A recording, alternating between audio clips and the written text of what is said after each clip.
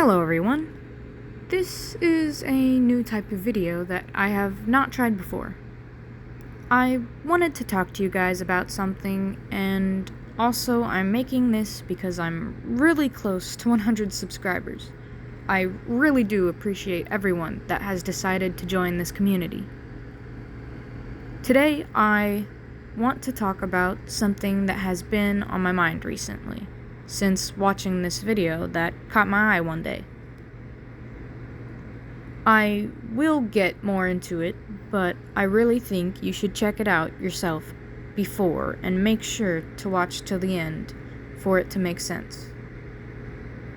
So, before we get into that, let's talk about motivation. What is motivation? Well, the definition is eternal driving force that starts, guides, and keeps our goal-directed actions going. So, this question most likely pops up somewhere in your head after hearing that. What is motivation to you? Or what motivates you? You don't have to tell me in the comments, but it might be good for you to point out and know so you can review it when times get hard. Now, let's go back and talk about this video here. So, I was just scrolling through my feed, like usual, not knowing what to watch, and something caught my eye. I don't really get recommended stuff like this, and since I was working on how to create my own story, I thought, well, why not? It could help me in writing my comic.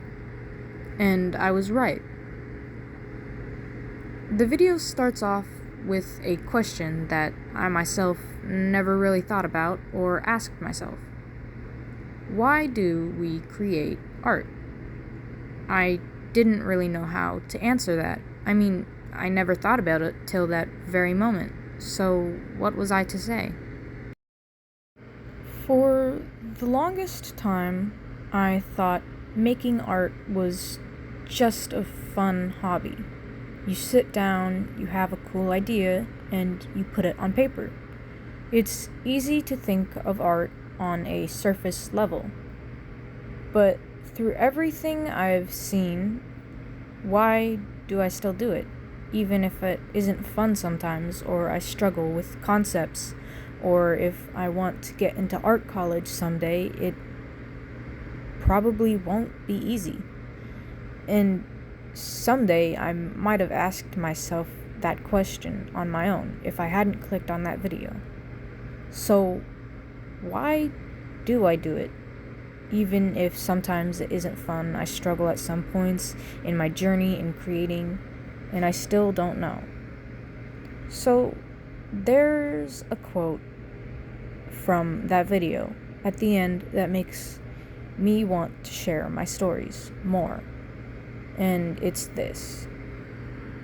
Famous quote that goes, "Hard work beats talent when talent fails to work hard."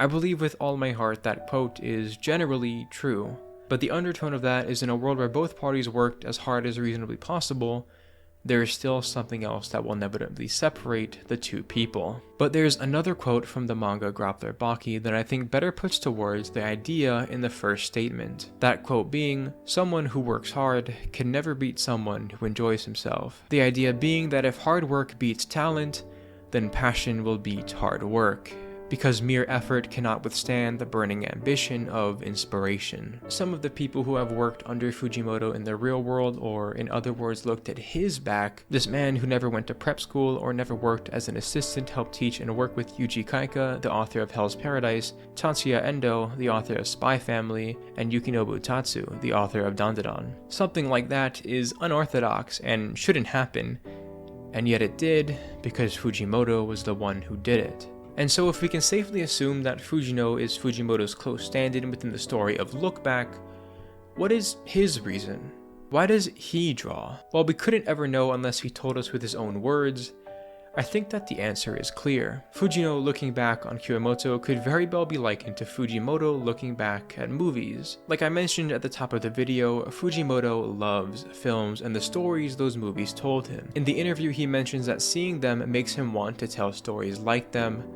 And so I think the reason Fujimoto creates isn't all that complicated. I believe that Tatsuki Fujimoto draws because he is inspired. He saw or experienced something that made him want to create, and so he did. And that passion burned within him and took him from someone with no time in prep school and almost no practice on the human body, with no work as an assistant, and turned him into one of the most dynamic and amazing mangaka in this generation. His lacking of talent or skill didn't matter because he enjoyed himself. Maybe not the hard parts, maybe not the process, but the feeling of being inspired and telling a story through his own art. And I think the reason Look Back was so inspirational for me is because I relate to that.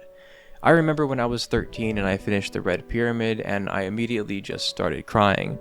The story was so good and the idea of stories were so beautiful that I wanted to share that with other people. I've written 7 books as of now and self-published 2, but I have also struggled with the weight and the feeling that my art simply isn't good enough. Seeing Fujino walk through the same path I did, although through a very different art form, was very relatable and personal. What I believe to be Fujino and Fujimoto's reason was also mine. That feeling of needing to create just because you're inspired. And so, before I end this video, I have a question for you. Why do you create? The exact reason doesn't need to be the same as Fujino, Kyomoto, or Fujimoto's, but I think that for every creative person, it's worth looking in the mirror and asking that very hard question. And I think that the great thing about that answer is, it doesn't really matter why. Maybe you just want to be known as a great artist, or maybe you think it's a great way to make money. It could be because you just want to have a hobby, or because you think it's fun. I do not believe the exact answer matters, but I think having that answer does. And if you don't know what the answer to that question is, don't you want to find out? The Earth has existed for thousands and thousands and thousands of years, and throughout all of that time, you are alive right now.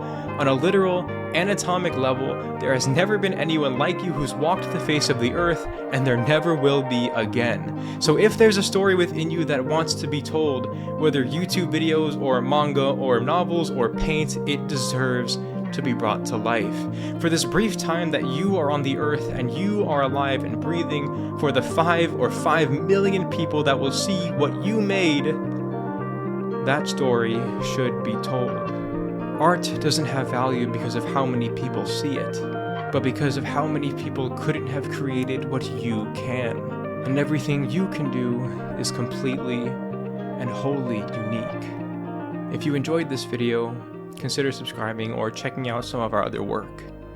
And if there's a spark of passion within you, don't ever let it die.